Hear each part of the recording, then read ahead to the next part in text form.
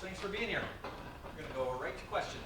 Front row right, left, Dave Biddle, 24/7 Sports. Hi, Coach. I noticed Will Howard was taking most of the first team reps. What can you tell us about the quarterback position? Is Will a little bit ahead now? Just what do you want to say about that? Yeah, we've been mixing it up a little bit, but you're starting to see he and Devin get a little bit more lion's share of the reps with the ones. I will say that he's taken command of the huddle at the line of scrimmage. I think he's much more confident out there. No decisions have been made. We're gonna probably scrimmage a little bit on Saturday. By then we'll take an evaluation and kind of see where we're at. But both guys are getting reps with the ones. But I will say that Will really has taken some strides here in the last couple practices, taking control of the offense, making plays on third down. Again, hasn't won the job, but we have seen some positive play there. Thank you. Yeah, one and done, guys. Thank you. Appreciate that. Joey Kaufman, Columbus Dispatch. What have you really liked about Will and the things sort of you mentioned sort of him taking his one job, he's taken some steps and stuff. Yeah. What he had to play Saturday, we saw him run, we've Yeah. seen some good throws. What just in general, what do you like about what he's done? I think this preseason you've noticed a total command of the offense. He's put some work in, I think, this summer, not only on his body, and by the way, I think it was 2% body fat that he changed, and so that part was big, but also just understanding of the offense. He's worked on his throwing mechanics, but if you just said, give me the one thing that looks different this preseason, it's his command of the offense, the way that he's making decisions, and his movement. If I can slip in one more thing. You have a vote in the coaches poll this year. How did the Buckeyes do on your ballot if you want to share it?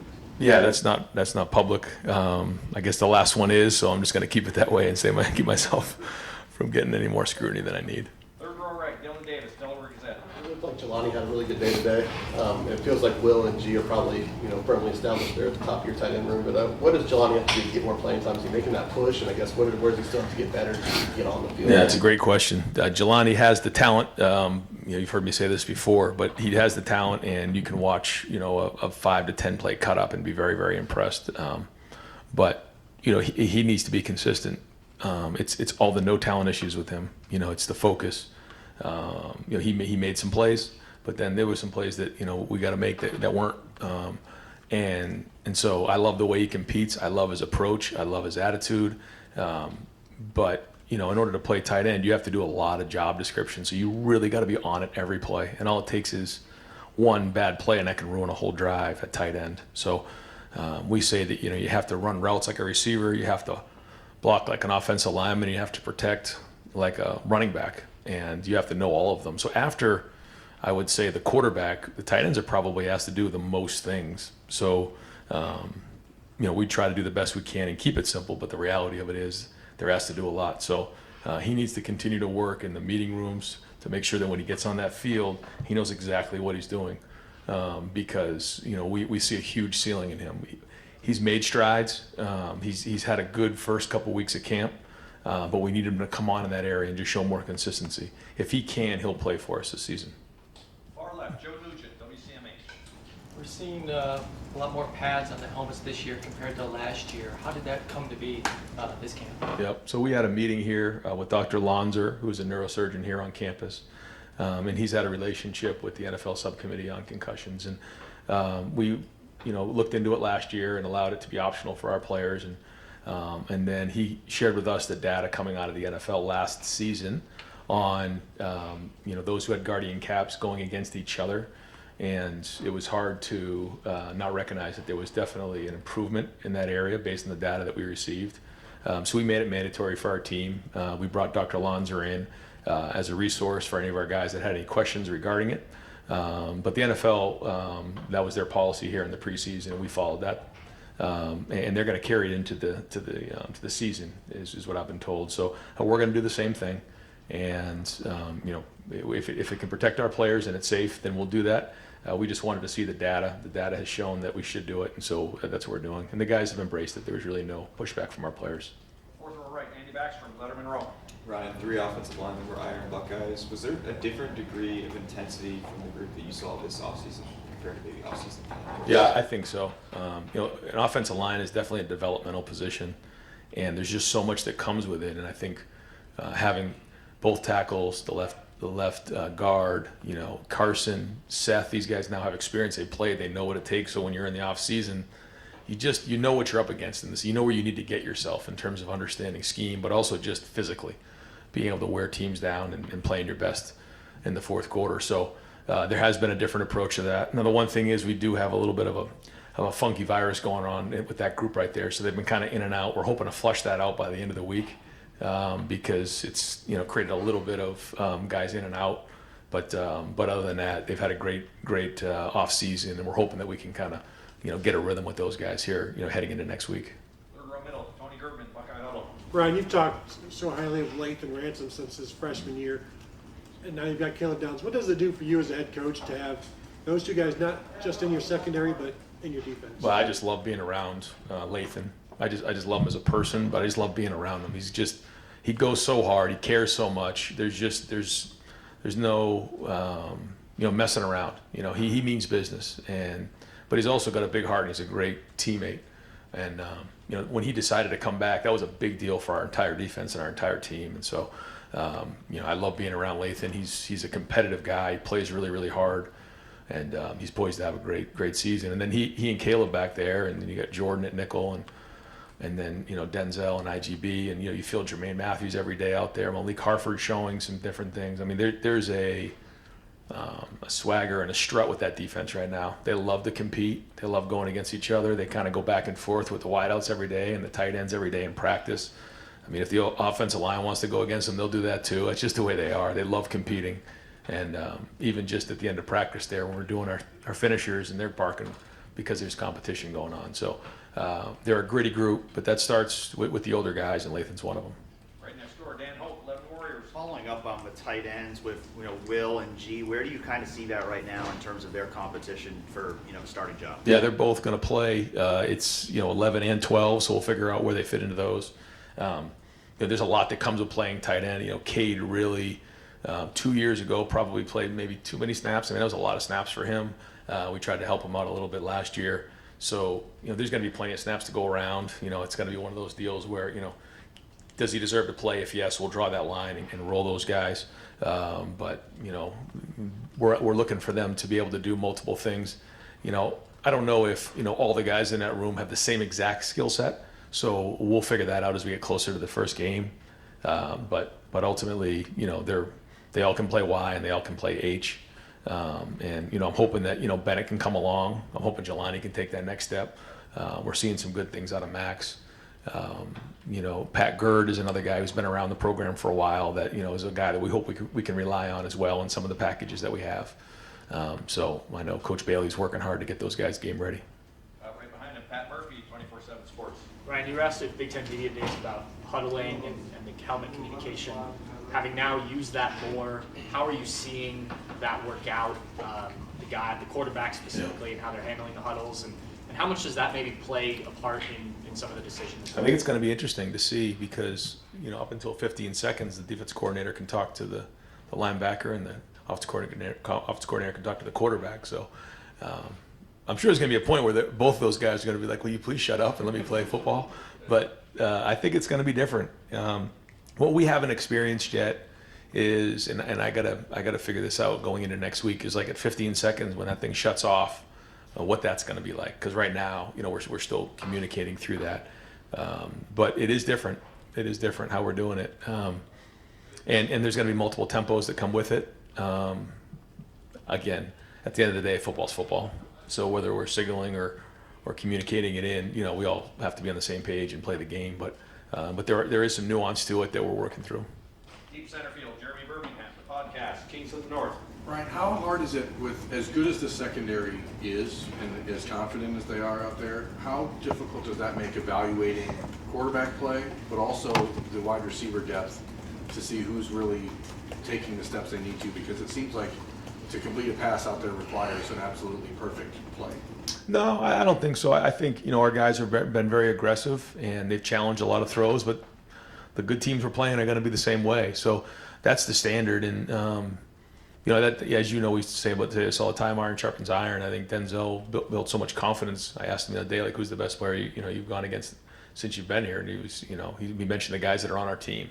So it's vice versa. You know, if you can get open and catch a ball on a fade against IGB or Denzel, or you know, catch the ball over middle, or you know, work a vision and break against Caleb Downs or Lathan Ransom or Jordan Hancock, then you know you're going to be pretty good against most of the guys in the country, and it builds confidence that when you can do it. I think the thing that I appreciate is every day these guys are bringing it. Every day when there's a competition and it's nasty out there, it's gritty, and I think right now there's probably more depth in the back end on defense than there is a wide receiver, and so we need some of those guys to step up. But we will. The good news is, again, if you can do it in practice against our defense, then you can do it in a game, and then you can prove to the coaching staff you deserve to play. And I think that's a motivating factor for our guys. Fourth row right, Cameron Teague Robinson, the Athletic. Right. In media days, you mentioned Brandon as somebody that you feel when you're out there. Yeah. And we've been able to see him healthy, obviously now, and can is really cooking out cuts. How much does that add versatility to what you guys can do with him? Because he can do so many different things. Well, you've heard people talk about almost building a basketball team, different sizes. And when you look at, Carnell and Emeka and Jeremiah, and then you look at Brandon, I mean, they're all different sizes. And Brandon's built low to the ground, but just super competitive. I mean, we say this all the time, like, can you see a guy play? Yeah, but can you feel a guy when he's out there? You feel 11 when he's out there. It's just the way he plays. And he's competing his tail off, and he's jawing back and forth with a guy. He loves the competition. And I just like that part of his game, and he has toughness. I think when the ball's in his hand, he's a strong runner. He's played some quarterback in high school. He's played some running back in high school. I mean, he's done a lot. He can return. He's very versatile that way. So if he continues to build, and he's not perfect. I mean, there's things he's got to get better at, but we're going to count on him to be a key contributor this year. Right next door, Spencer Holbrook, Letterman row.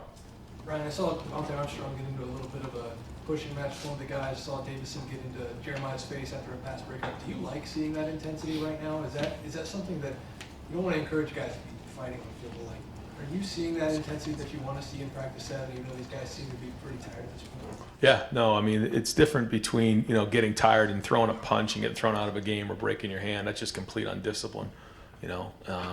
It's another thing when you're just going so hard that you're going to be jawing and pushing and being edgy and playing all the way to the edge of the whistle. Like, that's what we want right there.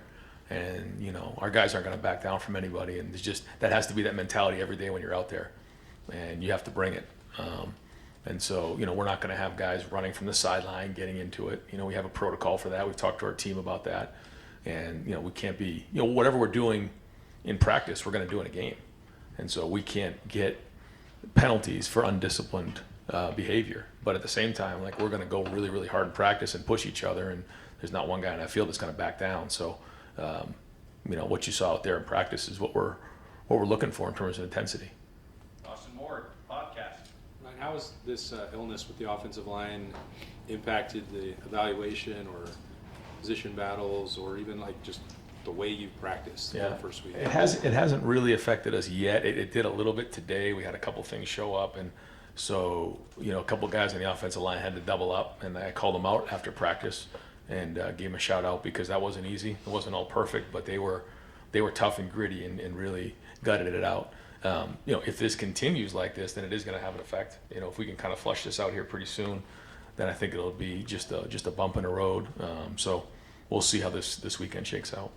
Bill Rabinowitz, Columbus Dispatch. Yeah, we saw Jeremiah was named one of the 10 Ironmen or whatever, which as a freshman I'm sure is impressive. You've been very careful to not want to kind of add to the hype, but is it to the point now where it's like, there's no denying it? And just his battles with IGB, for example, how much does that make him better? Yeah, he loves it. We were up in the training table the other day, and so that's why I came here, to get better. And I'm going against these guys and learning about myself, and I love his spirit. He's so competitive. For somebody who's as talented he is, first off, he's strong and he's powerful and he's big, but it's his work ethic to me that just jumps out. He's physically tough. Physically he'll get after you, but also when he gets out there, very, very few MAs for a young player. He takes his game very, very seriously. He puts the work in off the field. And if he doesn't, make the play, he's hard on himself. And so, rare do you find somebody who's as talented he has, but has really good discipline and skill at that age. So we haven't played a game yet, but he's building a lot of respect amongst his teammates for sure. Right behind him, Stephen Means, Cleveland.com. It's just funny watching you deal with that. August 31st is going to be very interesting. I was right here when we heard he was coming. Right? Yeah, I know. It's like, Well, that was why. It's like you almost fainted about the kid. Wow. Now it's like, I don't want to go there anymore. Yeah, I get it, but it's just going to be funny August 31st. When you're evaluating quarterbacks, whether it's when you've brought guys in the portal or in recruiting, when you're watching film, you brought up special trait a lot. I know it's very early to talk about that, but when you're watching film, there's probably something you identify with and you go, I can work with that. With Will, when you were watching him at Kansas State and you saw what he was doing as a quarterback and passing the run, what did you see in his game that made you go, I can work with that? I saw some poise in the pocket that is hard to teach. Size that could see over the line, accuracy, and then the ability to pull it down and run. I mean, those were probably the top things that we recognized in evaluating his film. Bill Landis, the podcast, Kings of the North. Kind of building off that, I guess, I feel like you do notice when you watch Will, it's like subtle movements in the pocket sometimes just buy him a lot of time. Yeah. Is that just experience? Is that innate in guys? Or even think about the young quarterbacks you have, like with Aaron Julian. That's a good question. Should he coach them up on stuff like that? No, it's a great question, and I think about these things a lot. I remember when each guy's a little bit different, but let's take Justin for example. That first spring, the minute he felt a rush, he would just start scrambling. I don't know if you guys remember that, but I mean, he was out of the pocket fast. And so, we just made a rule. You're not allowed to scramble. You have to stay in the pocket. You have to slide. Because the difference, like Tom Brady couldn't scramble really. And so what did he do? He still extended plays. How did he do that? He slid in the pocket. He found the soft spot. He could feel when the 3 technique was in his face, and then he would just slide to buy himself a little bit of time. When guys are more athletic and they can escape, they find themselves using that as a tool, which is fine.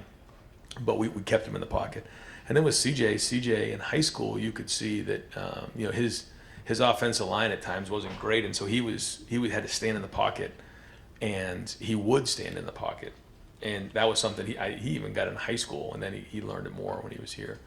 And I think with young guys, especially with all the 7-on-7 that goes on, it's so unrealistic, and I think sometimes they train a little bit different at quarterback, where and it's hard because when you're working with a quarterback, you want to help them learn that you have to move in the pocket, but sometimes you move so much that you don't need to move in the pocket. You were fine. You were protected. There's this rhythm that you have to feel.